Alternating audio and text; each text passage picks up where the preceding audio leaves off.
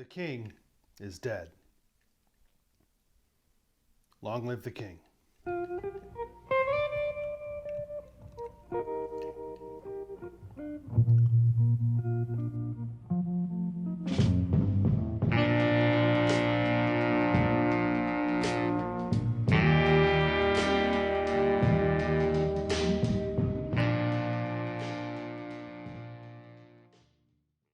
Musical articulation.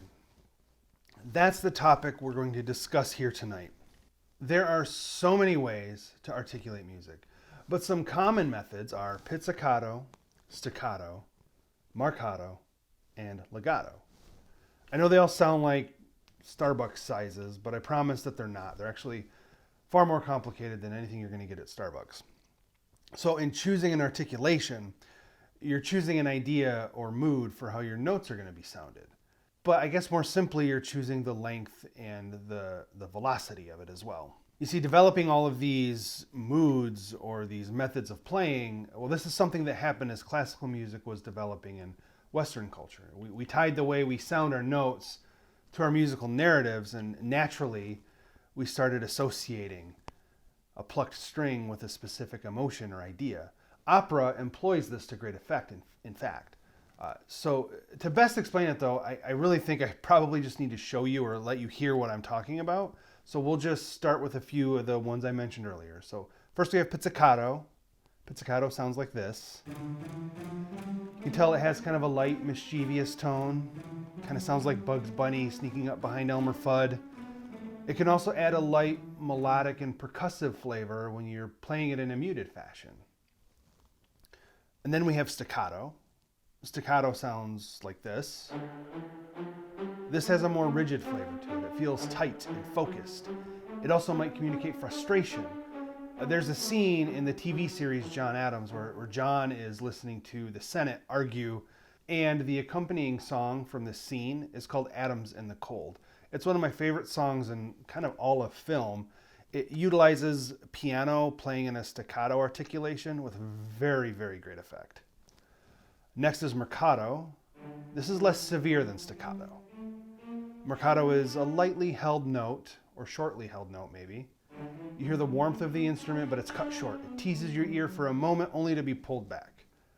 The opening melody of the song I've actually been working on for this series utilizes marcato. And the last one we'll talk about in detail is legato. Legato sounds like this.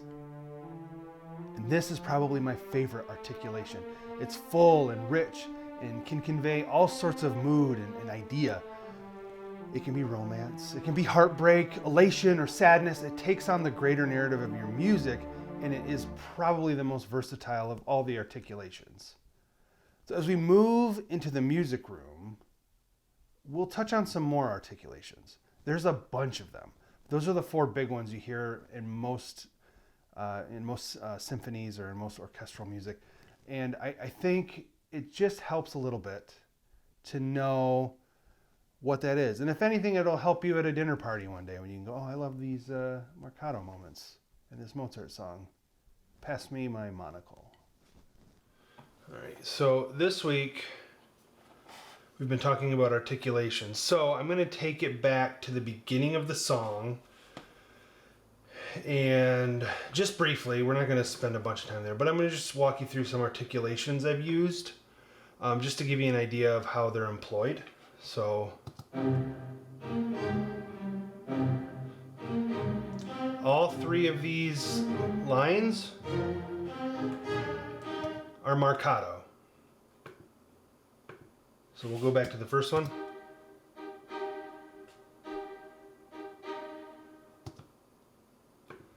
Second one.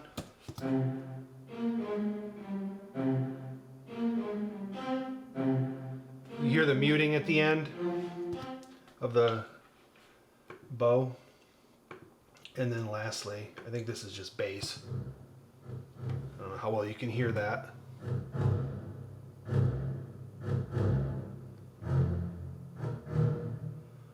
It's just bass. So there are those.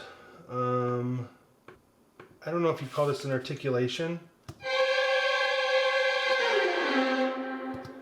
So that's the beginning, trill halftone, and then the run. That's just a rundown. It's a rundown in a minor key. The big. That's legato. But it's a whole orchestra doing legato, so you know.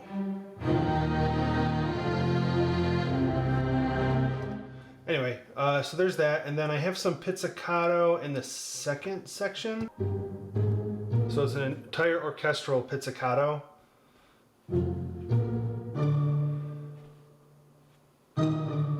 Remember in the earlier part of the video I talked about how it's kind of sounded like someone was sneaking up behind Elmer Fudd? You kind of hear that, right? Where there's like the sneaky tone. Alright, so let's go to flute. So that flute is being played, and I don't know if you can actually do staccato with the flute. I guess you could, but that's kind of what that is. Bup, bup, bup. Actually, I can tell you the temperament because I can just look at it the way I have it programmed. Staccato, yep. So there you go, staccato. And we got into, so we're kind of starting to catch up to where we were.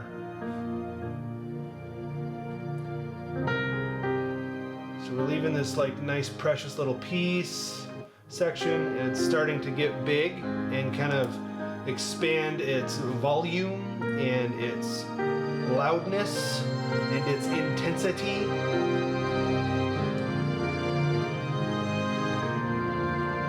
And now we're at the trumpet solo, which we've been waiting for a week.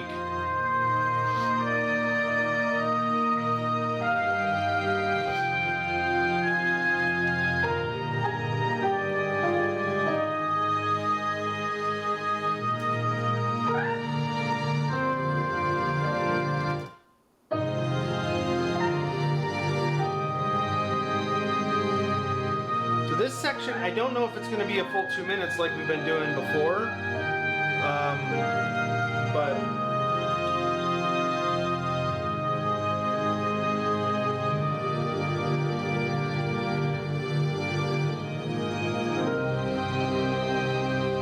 so here's a section which I'm still debating whether I want to change it at all. And so here you're going to get a look inside of some of the creative, because you kind of missed most of the writing process on this one. But I feel like it goes from being something that's on beat to something that just kind of expands into this loud tone versus just being like versus being like a song that moves. It basically just uses the same chord structure and expands and expands and expands. You'll hear it in a second. So this is kind of a timbre choice that I made in the moment, and I'm not for sure if I want to continue on with it.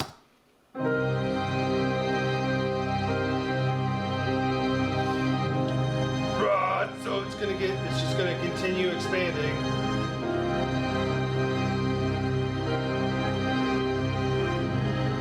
Oh man.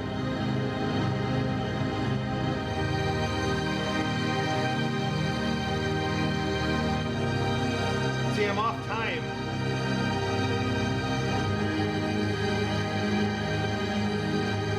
But then I kind of bring it back.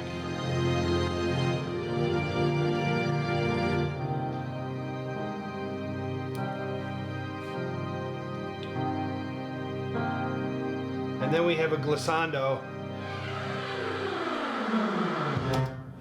We're not going to get into that part at all today. You're not going to hear any of it with the glissando, because that's the finale, which I'm still kind of working on. So let's go back to where the trumpet kicks in. So we're going to like scoot back a little bit, and we're going to talk about like the changes I could make to make this maybe sound a little different, or maybe just convince myself that it's a good idea to leave it alone.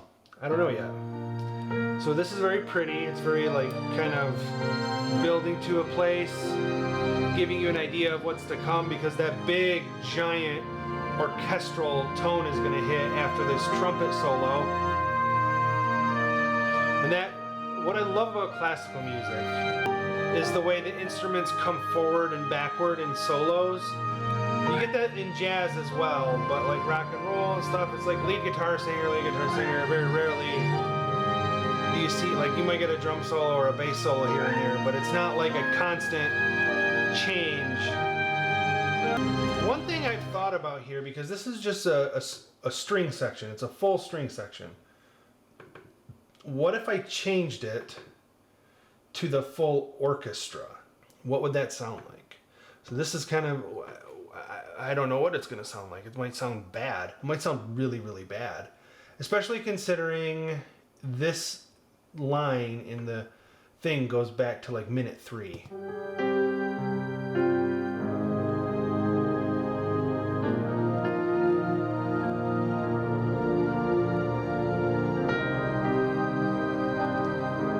I don't hate it yet. It's a sustained orchestra sound.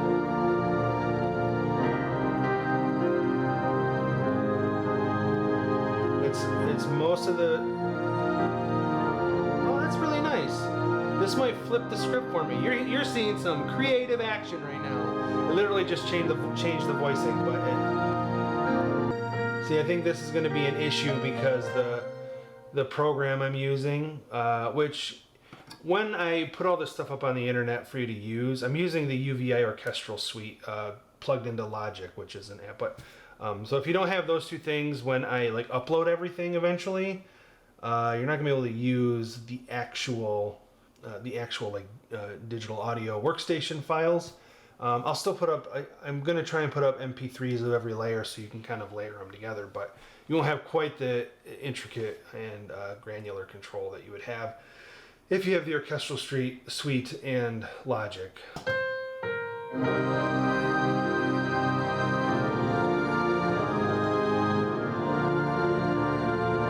This is where I don't think it's gonna work.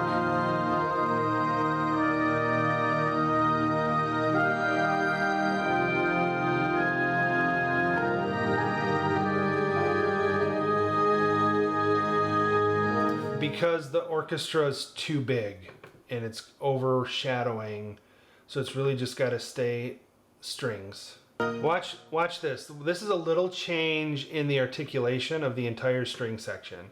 So I'm taking it from sustained legato to a tremolo, and it's going to change the entire feeling. It's amazing what this does.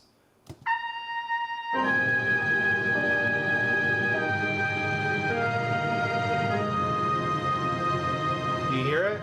You feel a little anxious?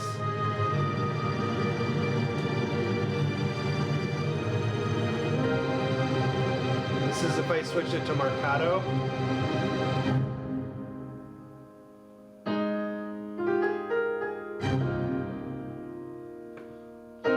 This is if I did put the violas on the 5th.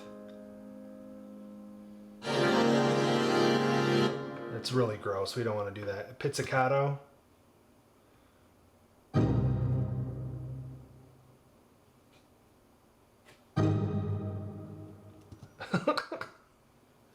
And then chording. So this is like really getting crazy with it. You don't want that. And then just a regular sustained string, a legato. That's what we want actually.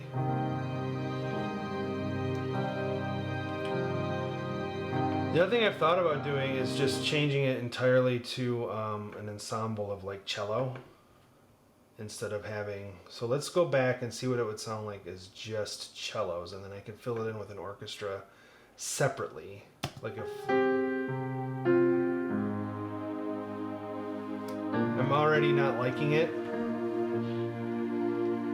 as much. Like I don't like it's missing a little bit of a richness. Not that I don't love cello. I love the way cello sounds. It's probably my favorite stringed instrument.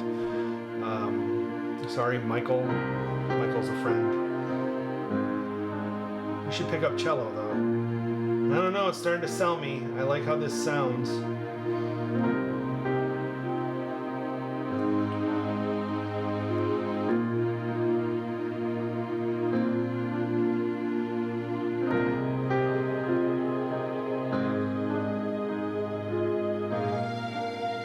Nope. It's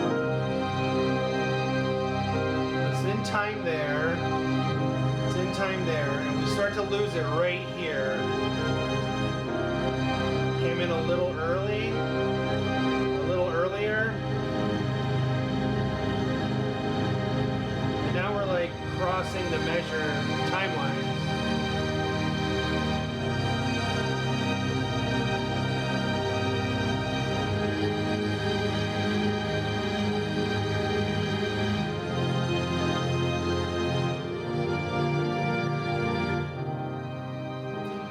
this is the saving grace of all that, because we do like it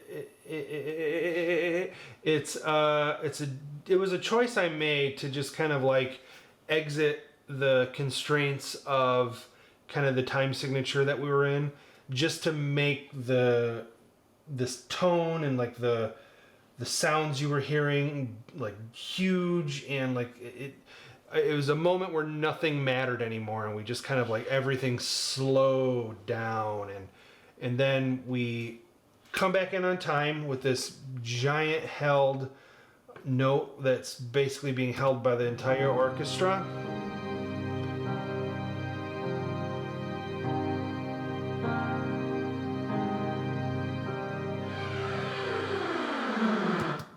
And then we do this glissando thing, which you're not going to hear this week, where that resolves into, because it's a completely different idea, but it just gets so... I think I'm going to leave it. Guys, I think I'm going to leave it.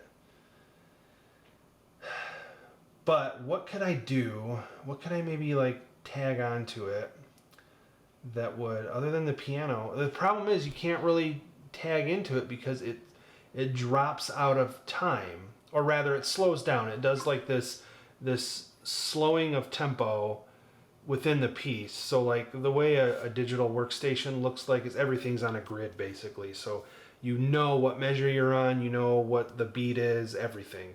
And so when you drop out of the beat, like it's hard to stay with it other than just playing directly behind it by ear. And since the tempo is slowing down over time during that entire period, it would be very difficult for me anyways. Maybe a better musician could do it, but difficult for me to try and play along with it and anticipate the slowdown, because I don't have a metronome that slows down with it. So I think I'm going to have to leave it, or I'm going to have to scratch the whole section. But I like the idea. I think I'm just going to leave it. All right, let's listen to that whole section one last time so you can hear the whole thing. Pretty orchestra sounds. And then here comes the trumpet, giving you that like nice little cherry on top of your ice cream that's about to go from, you know, being sweet and precious to, I don't know, having raisins in it suddenly, or pick a topping you don't like, sprinkles, I don't know. I like the little run.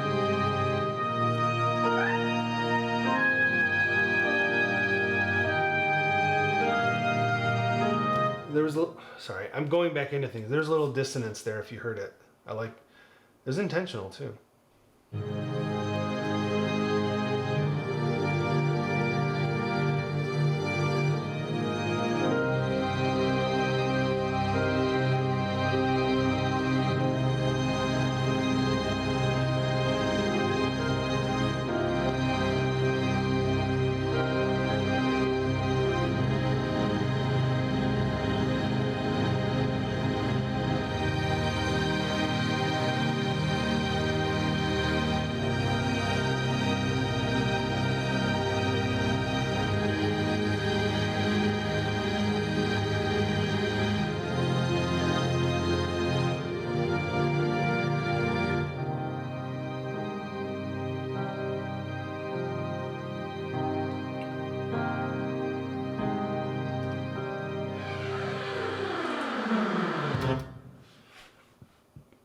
All right, there you go.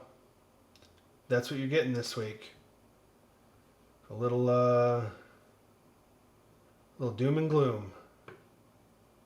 A little Richard died yesterday, so it's okay to be a little sad. You don't